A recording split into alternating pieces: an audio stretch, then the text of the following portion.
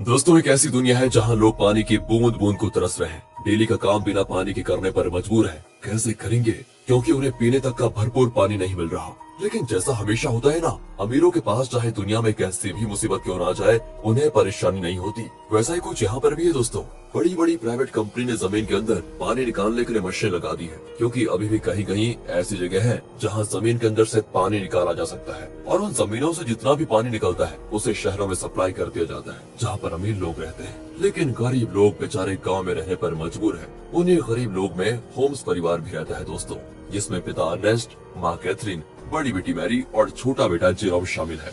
बड़ी मुश्किल से ये परिवार गांव में अपना गुजारा कर रहा था। अर्नेस्ट की काफी बड़ी जमीन भी थी, जिसमें उसके पिता खेती किया करते थे। लेकिन पानी की कमी होने की वजह से अर्नेस्ट खेती नहीं कर पा रहा है। उसने सरकार से भी बात की कि मेरी जमीन अभी भी फर्टाइल है, यानी कि पानी मिले तो इस पर फसल उगाई जा सकती है। लेकिन किसी को भी अर्नेस्ट की बात पर भरोसा नहीं है। इसलिए अर्नेस्ट खुद से ही जमीन खोद कर ट्राई करता है कि क्या पता उसकी किस्मत अच्छी हो, उसे पानी मिल जाए, जिससे उसका खेत फिर से हरा भरा हो जाएगा और फसल बेचकर वो पानी की कमी को भी अपने परिवार के लिए पूरा कर लेगा। दोस्तों, एक दिन की बात है कि अर्नेस्ट के खेत में जहाँ उसने पानी निकालने के लिए मशीन लगाई थी, वहाँ पर 2 चोर आ जाते हैं जो उस मशीन को चुराने आए थे। अर्नेस्ट तुरंत ही गन लेकर वहाँ पहुँचता है और चोरों को जैसे ही पता चलता है कि अर्नेस्ट यहाँ पर आ चुका है, वो लोग बहाना करने लगते हैं कि हम तो बहुत दूर से आए हैं, थोड़ा पानी मिल जाता तो आपकी मेहरबानी होती। पर दोस्तों, तभी वो चोर मौका देखकर अपने पास रखी गन निकाल लेते हैं ताकि अर्नेस्ट को शूट कर पाए। लेकिन अर्नेस्ट का पाला तो ऐसे चोरों से डेली पड़ता था, इसलिए वो तुरंत ही उनके शॉट करने से पहले ही गन चलाकर उन्हें वहीं पर ढेर कर देता है। देखा दोस्तों, ऐसा हाल हो गया है पानी के लिए कि एक दूसरे की जान लेने में तुले हुए हैं लोग। अर्नेस्ट अपनी मशीन को चेक करने आता है, लेकिन बेचारे को पता चलता है कि यहाँ से जो थोड़ा बहुत पानी निकलता था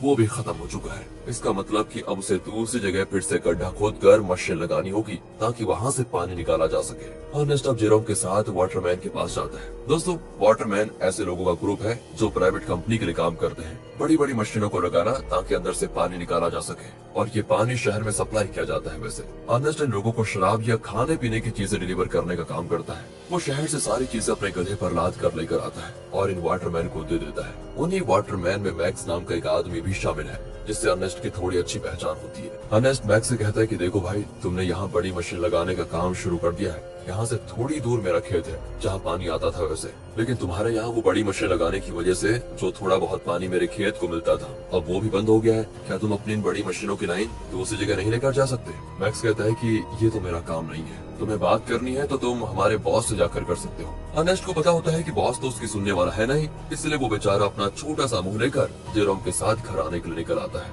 लेकिन जब इंसान की किस्मत खराब हो तो उसके साथ बुरी चीजें होने में टाइम नहीं लगता। ऐसा ही अर्नेस्ट के साथ भी हो जाता है। आते समय उसके गधे का पैर पत्थर से टकराने की वजह से वो नीचे गिर जाता है और गिरने की वजह से उसकी एक टांग टूट जाती है। बेचारा गधा प्यास से पहले परेशान था, टांग टूटने से उसको और तड़पन होती है, इसलिए अर्नेस्ट उसकी तकलीफ को खत्म करने के लिए मजबूरन उससे वही मार डालता है। दोस्तों, क्या करता बेचारा। इसके बाद वो एक ऑक्शन हाउस में आता है जहाँ पुराने रोबोट्स को रिपेयर करके बेचा जाता है। अर्नेस्ट ऐसे एक रोबोट को खरीदने आया था ताकि आगे से वो डिलीवरी का काम संभाल पाए। साथ ही ऑक्शन में फैलन नाम का बंदा भी रोबोट पर बोली लगाने आता है, लेकिन आखिर में अर्नेस्ट को वो रोबोट मिल जाता है, जिसे पाकर अर्नेस्ट और जेरोम बड़े खुश होते हैं कि चलो कुछ तो काम की चीज आई हाथ में। इसके बाद दोनों हॉस्पिटल आते हैं जहाँ कैथरीन रहती है। कुछ समय पहले एक दुर्घटना का शिकार हो गई थी कैथरीन, इसलिए वो चल फिर नहीं पाती। इसलिए हॉस्पिटल में वायर के जरिए कैथरीन को रखा जाता है। वायर मतलब जो कैथरीन को चलने में मदद करते हैं। अब देखिए, अर्नेस्ट के पास इतने पैसे तो है नहीं कि वो वायर का सिस्टम खरीद कर घर लेकर आ पाए, इसलिए वो और उसके परिवार के लोग हॉस्पिटल में ही कैथरीन से मिलने आया जाया करते हैं। अब हॉस्पिटल के बाहर अर्नेस्ट की मुलाकात रॉबी नाम के बंदे से होती है,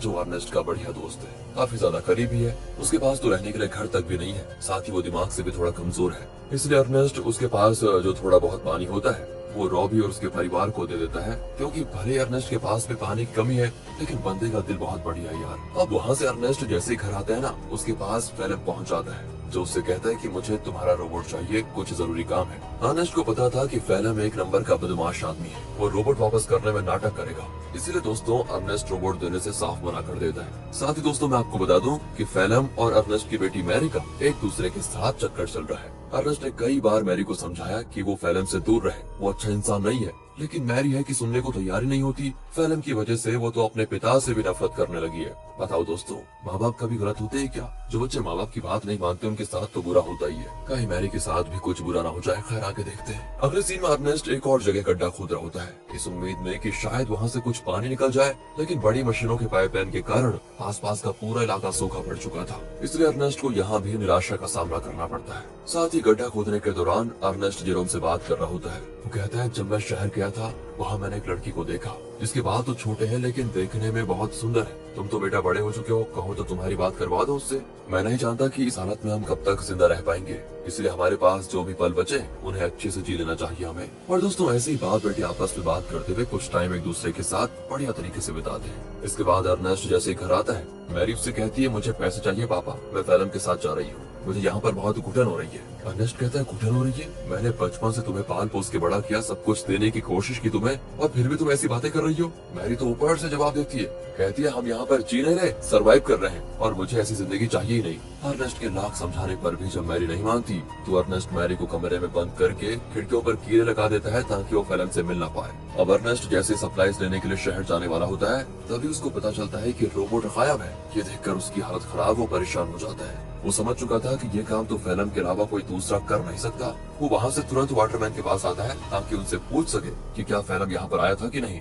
पर वहाँ पर आते ही मैक्स और बाकी वाटरमैन मिलकर अर्नेस्ट पर धावा बोल देते हैं दोस्तों, और जमकर उसकी पिटाई करने लगते हैं। उनका कहना होता है कि तुमने हमारी सप्लाईज चुराई, जो हमारी मेहनत की कमाई थी, जिसे तुमने शायद कहीं और बेच दिया होगा। अर्नेस्ट कहते हैं, अरे ये क्या कह रहे हो तुम? मैं खुद यहाँ तुमसे पूछने आया था कि क्या फिल्म मेरा रोबोट लेकर यहाँ आया था या नहीं, लेकिन उल्टा तुम लोग मुझे ही मार रहे हो। दोस्तों अर्नेस्ट यहाँ पर समझ चुका था कि जरूर फिल्म ने शहर से मेरे बदले सप्लाईज ले ली और उसे वाटरमैन को देने के बजाय चुराकर कहीं और लेकर चला गया। इसलिए दोस्तों अर्नेस्ट जैसे तैसे वाटरमैन से पीछे छुड़ाकर फिल्म को ढूंढने के लिए निकल जाता है, जो उसे मिल भी जाता है। साथ ही अर्नेस्ट का शक भी सही था, उसने ही सप्लाईज चुराई थी दोस्तों, जिससे वो बड़े आराम से खा पी रहा था। इसलिए अर्नेस्ट गन पॉइंट पर लेकर फिल्म को डरा देता है और उसे वाटरमैन के पास ले जाने लगता है, ये बताने के लिए कि सप्लाईज मैंने नहीं फिल्म ने चुराई थी। आगे बढ़ते हुए दोनों काफी ज्यादा थक चुके थे। अर्नेस्ट सबसे ज्यादा थक चुका था और साथ ही साथ उसका पानी भी खत्म हो चुका था। इसीलिए दोस्तों फिल्म अर्नेस्ट को बहकाने की कोशिश करता है कि मैंने सप्लाईज की थोड़ी शराब पी ली थी और थोड़ी बची है,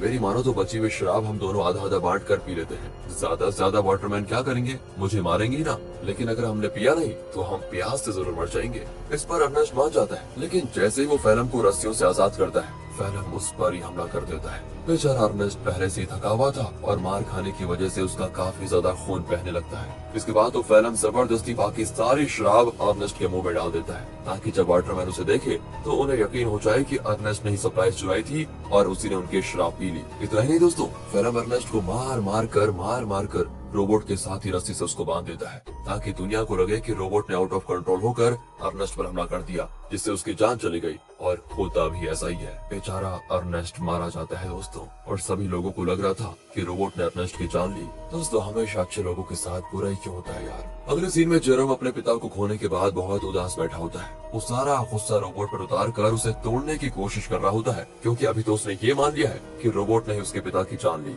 लेकिन हम सब जानते हैं कि सच्चाई क्या है। तब वहाँ पर फिल्म आकर जेरोम से कहता है, रोबोट को तोड़कर क्या मिलेगा, ये आगे चलकर हमारे काम आएगा, इसलिए इसको तोड़ो मत, और तुम चिंता मत करो, मैं हूँ ना, मैं तुम्हारे परिवार को संभाल लूंगा, तुम्हारे और मेरे का अच्छे से ख्याल भी रखूंगा। पता हो दोस्तों, कातिल मसीहा बनने की कोशिश कर रहा है। अगले सीन में दिखाते हैं कि फिल्म मैक्स के पास आकर कहता है, मुझे पानी की एक पाइपलाइन चाहिए ताकि उसकी मदद से मैं अर्नेस्ट की जमीन पर खेती कर सकूं। मैक्स कहता है, मैं क्या तुम्हारा कोई नौकर हूँ, जो तुम कहोगे और मैं कर दूंगा। तो फिल्म उससे कहता है कि अच्छा, तुम्हें मानना पड़ेगा दोस्त, मानना पड़ेगा। वो दोस्तों उसका चाकू दिखाते हुए कहता है, ये चाकू तो याद है ना तुम्हें, उस दिन जब सप्लाईज लेकर तुम लोगों ने अर्नेस्ट पर हमला किया था, तब ये चाकू अर्नेस्ट ने तुमसे ले लिया था और मुझे ये चाकू उसकी बॉडी के पास मिला जिसमें तुम्हारा नाम लिखा हुआ है। सभी जानते हैं कि मरने से एक रात पहले सप्लाईज लेकर तुम्हारी और उसकी लड़ाई हुई थी। तो मैं क्या सोच रहा था कि मैं जाकर सभी को ये बात बता देता हूँ कि लड़ाई के दौरान तो मैक्स अर्नेस्ट को नहीं मार पाया, लेकिन अगले दिन जब उसे मौका मिला तो उसने अर्नेस्ट को मार दिया और आरोप डाल दिया रोबोट पर। यह सुनकर मैक्स घबरा जाता है और फिल्म की बात मानते हुए कंपनी से छुपाकर एक सीक्रेट पाइपलाइन अर्नेस्ट के खेत में चालू करवा देता है, जिससे दोस्तों खेत को पानी मिलना शुरू हो जाता है। सभी बड़े खुश होते हैं कि यहाँ पर फिर से खेती हो सकेगी। फिल्म दोस्तों डेली हल जोतता है ताकि फसल उगा पाए। देखते देखते उसकी मेहनत रंग ला जाती है और खेती में चारों तरफ फसल उगने लग जाती है, जिसे देखकर जेरोम और बाकी सभी बड़े खुश होते हैं। साथ ही फेलम और मैरी रिलेशनशिप में भी थे, जिस वजह से मैरी प्रेग्नेंट हो चुकी थी, इसलिए उन दोनों की शादी करवा दी जाती है। शादी से फेलम बड़ा खुश था, लेकिन अंदर ही अंदर उसे ये भी याद आ रहा था कि ये सब अर्नेस्ट का था जो उससे मैंने छीन लिया। आज वो जिंदा होता तो ना ही मैरी से उसकी शादी होती और ना ही ये खेत उसे मिलता। अर्नेस्ट के मरने के बाद फेलम ने उसकी सारी चीजों को दोस्तों अपना लिया होता है, लेकिन ये इंसान यहाँ पर भी नहीं रुकेगा। अभी आप इसके पाप देखिए कितना करता है ये। अगले सीन में बैंक से कुछ कर्मचारी आते हैं जो फेलम के पैरों तले जमीन खिसका देने वाली बात बताते हैं कि जमीन पर तुम्हारी फसल होगी है। उस जमीन को अर्नेस्ट ने गिरवी रखा था, वो तो मर गया, इसलिए अब ये जमीन बैंक की होती है और इसमें जो फसल होगी है वो भी बैंक के पास ही जाएगी। फेलम कहते नहीं, ऐसा नहीं हो सकता, ये बात तुम्हें पहले बतानी चाहिए थी जब यहाँ पर फसल नहीं उगी थी उस समय, और अगर तुम पहले बता देते तो मैं कोई दूसरी जमीन देख लेता। लेकिन दोस्तों बैंक वाले नहीं मानते, वो कहते हैं कि 1 हफ्ते के अंदर अगर पैसे नहीं मिले तो इस जमीन को तुम भूल जाना।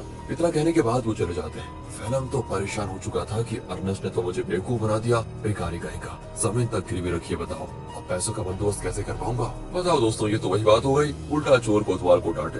खैर अब फेलम जेरोम से कहकर रोबोट ले जाने लग जाता है। वो कहता है मैं रोबोट को बेचने जा रहा हूँ ताकि इससे मेरे पैसों से बैंक वालों का उधार चुका पाऊँ। लेकिन दोस्तों फेलम शरीफ आदमी नहीं था, वो रॉबी के पास आता है, वही रॉबी दोस्तों जो काफी ज्यादा गरीब है, और वो उसे बहाने से साथ में ले जाता है कि मेरे साथ चलो, मैं तुम्हारे लिए पानी वगैरह का बंदोबस्त करता हूँ। इसलिए बेचारा रॉबी अपने बच्चे को लिए फेलम के साथ चला जाता है। लेकिन मैंने कहा था ना दोस्तों, फेलम के पापों का घड़ा भरा नहीं है। वो धोखे से बेचारे रॉबी के बच्चे को बेच देता है, जिनसे मेरे पैसों को वो बैंक वालों को दे देगा। अब इसकी खबर जैसे रॉबी को लगती है, वो फेलम से झगड़ा करने की कोशिश करता है, लेकिन जहाँ पर फेलम ने बच्चे को बेचा था वहाँ झगड़ा वगैरह करने का रूल नहीं होता। बच्चा बिक गया तो डील कभी नहीं टूटेगी, इसलिए वो बदमाश लोग रॉबी को शूट करके मार देते हैं दोस्तों। साथ ही वो फेलम को भी शूट करने की कोशिश करते हैं, क्योंकि उन्हें तो लगा था कि फेलम रॉबी की परमिशन के साथ उसके बच्चे को बेच रहा है। इसलिए फेलम जैसे तैसे अपनी जान बचाकर दोस्तों वहाँ से भाग ही जाता है। साथ ही वो रोबोट को वहीं छोड़ देता है, क्योंकि उसे जेरोम को भी तो बताना है कि ये पैसे बच्चे को बेचकर नहीं बल्कि रोबोट को बेचकर आए हैं। क्या कहें दोस्तों, कितना बुरा आदमी है यार फेलम। तभी तो दोस्तों अर्नेस्ट अपनी बेटी मैरी को मना कर रहा था इसके साथ रहने के लिए। अगले सीन में बैंक को पैसा देने की वजह से जमीन फिर से फेलम की हो जाती है, तो वही रोबोट आगे बढ़ते हुए अपने ओरिजिनल ओनर के पास जाने के लिए निकल पड़ता है, क्योंकि जब वो बदमाश लोग फेलम और रॉबी को शूट कर रहे थे तो कुछ गोली रोबोट को भी लग गई थी, जिससे हुआ ये कि रोबोट की डिफॉल्ट सेटिंग ऑन हो गई और इसीलिए वो अपने ओरिजिनल ओनर के पास जा रहा है जो कि शहर में रहता है, और ओनर का नाम है कैल्विन। वो जैसे उस रोबोट को देखता है तो बिल्कुल हैरान हो जाता है कि ये किसका रोबोट घूमकर वापस मेरे पास आ गया। उस रोबोट पर दोस्तों अर्नेस्ट का नाम लिखा हुआ था, इसलिए कैल्विन रेडियो के जरिए अर्नेस्ट से संपर्क करने की कोशिश करता है ताकि वो आगे आए और अपने रोबोट को वापस लेकर जाए। जेरोम तो जैसे ही रेडियो को ऑन करता है तो बिल्कुल हैरान हो जाता है कि फेलम ने तो कहा था कि उसने रोबोट को बेच दिया, अब ये कैल्विन बता रहा है कि रोबोट उसके पास है। इसलिए दोस्तों वो डिसाइड करता है कि अगर कैल्विन रोबोट वापस देना चाहता है तो कोई नहीं, ये तो बहुत अच्छी बात है, मैं जाकर उसको ले लेता हूँ। अगले सीन में जेरोम को रॉबी की पत्नी दिखाई देती है, जो रॉबी और उसके बच्चे के वापस न आने पर सदमे में जा चुकी थी।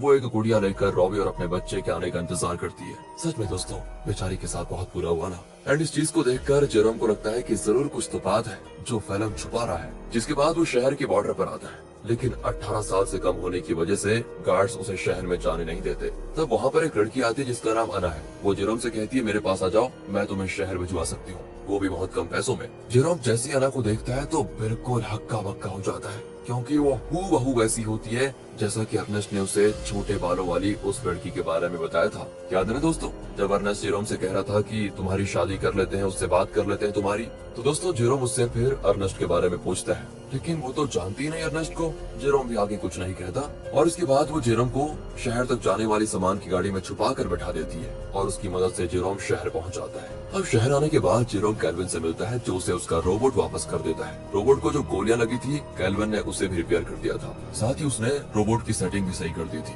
तब जेरोम जैसे ही रोबोट को ध्यान से देखता है तो पता चलता है कि इसमें तो कैमरा लगा हुआ है जो कि लेजर बीम की मदद से वीडियो रिकॉर्ड करता है। वीडियो साफ रिकॉर्ड तो नहीं होता, लेकिन इतनी क्लियर जरूर होती है कि उसे देखा जा सके। और तब उन वीडियोस में जेरोम को उसके अर्नेस्ट के साथ बिताए वे पल दिखाई देते हैं जिन्हें रोबोट ने रिकॉर्ड कर लिया था। उन्हीं वीडियो में दोस्तों वो वीडियो भी होती है जब फेलम अर्नेस्ट को मार रहा था और रस्सी से बांधकर उसे रोबोट के साथ जोड़ दिया था। इस चीज को देखकर जेरोम को एकदम से सदमा लगता है उसे सच्चाई का पता चल चुका था कि उसके पिता का मरना कोई एक्सीडेंट नहीं था, बल्कि फेलम की सोची समझी साजिश थी। इसलिए वो रोबोट को लेकर वापस घर आ जाता है और आते ही फेलम को ये नहीं बताता कि उसको सब कुछ पता चल गया है, क्योंकि अगर मैरी को मालूम पड़ा कि ये सब फेलम ने किया तो वो तो सदमा बर्दाश्त नहीं कर पाएगी। ऊपर से वो प्रेग्नेंट भी है। इसीलिए जेरोम एक प्लान बनाता है। वो फेलम से कहता है कि मैंने रेडियो पर सुना कि रॉबी तुम्हें बुला रहा है। अब ये सुनकर फेलम परेशान कि रॉबी तो मर चुका है, ये कौन सा रॉबी बुला रहा है। इसलिए वो कहता है कि शायद वो कोई दूसरा फेलम होगा जिसके लिए वो रॉबी बोल रहा है। अब प्लान फेल होता देखकर जेरोम एक लेटर लिखता है फेलम को, ताकि फेलम को ऐसा लगे कि ये लेटर रॉबी ने भेजा है और वो उसे उसी जगह पर बुला रहा है जहाँ पर अर्नेस्ट मरा था। लेटर देखकर फेलम समझ चुका था कि कुछ तो गड़बड़ी है, मुझे वहाँ पर जाकर देखना ही पड़ेगा। इसीलिए वो उसी जगह पर जाता है जहाँ पर उसने अर्नेस्ट को मारा था। आगे बढ़ते हुए उसे जमीन पर बना हुआ गड्ढा दिखाई नहीं देता और गलती से वो उसी गड्ढे में गिर जाता है जहाँ गिरने से उसका पैर टूट चुका था और वो मदद के लिए चिल्ला रहा होता है। तो वहाँ पर जेरोम गन लेकर आता है। उसे इतने गुस्से में देखकर फेलम समझ जाता है कि जेरोम को सब कुछ पता चल चुका है और ये सारा प्लान जेरोम का ही था। तो फेलम जेरोम को बहलाते हुए कहता है, देखो जो हुआ मैं उसके लिए शर्मिंदा हूँ, मुझे माफ कर दो, लेकिन देखो मैंने मैरी और तुम्हारे कितना अच्छे से ख्याल रखा। अगर मुझे कुछ हुआ तो मैरी ये सदमा बर्दाश्त नहीं कर पाएगी, इसलिए मुझे जाने दो। लेकिन जेरोम उसकी एक नहीं सुनता और सीधे फेलम को शूट करके मार डालता है। इसके बाद वो रोबोट की मेमोरी भी रेज कर देता है ताकि कभी मैरी ये सब कुछ देख ही ना पाए। वो नहीं चाहता कि मैरी कभी कुछ इसका सच जाने। कुछ दिन गुजर चुके थे। फेलम के घर न आने पर मैरी बहुत परेशान होती है। जेरोम कहता है कि वो अच्छा इंसान कभी था ही नहीं, तुम्हें छोड़कर वो भाग गया। और ये सुनकर मैरी एकदम उदास हो जाती है और अपने दिल से फेलम के लिए प्यार खत्म कर देती है। दोस्तों, उल्टा वो उससे नफरत करने लगती है। जेरोम ने बड़ी शांति से अपना बदला ले लिया। इसके बाद जेरोम और मैरी घर चलाना शुरू करते हैं, क्योंकि खेत उन्हें मिल चुका था। उन्हीं फसल को बेचकर वो पैसे जमा करेंगे ताकि अपनी माँ को हॉस्पिटल से घर लेकर आए। और इसी मिक्स फीलिंग के साथ दोस्तों ये मूवी यहाँ पर खत्म होती है। बाकी अगर आपको वीडियो अच्छी लगी हो, एक्सप्लेनेशन अच्छा लगा हो तो लाइक कीजिए, चैनल को सब्सक्राइब करें। मिलते हैं अगली वीडियो में। ध्यान रखिएगा अपना and finally thanks for watching.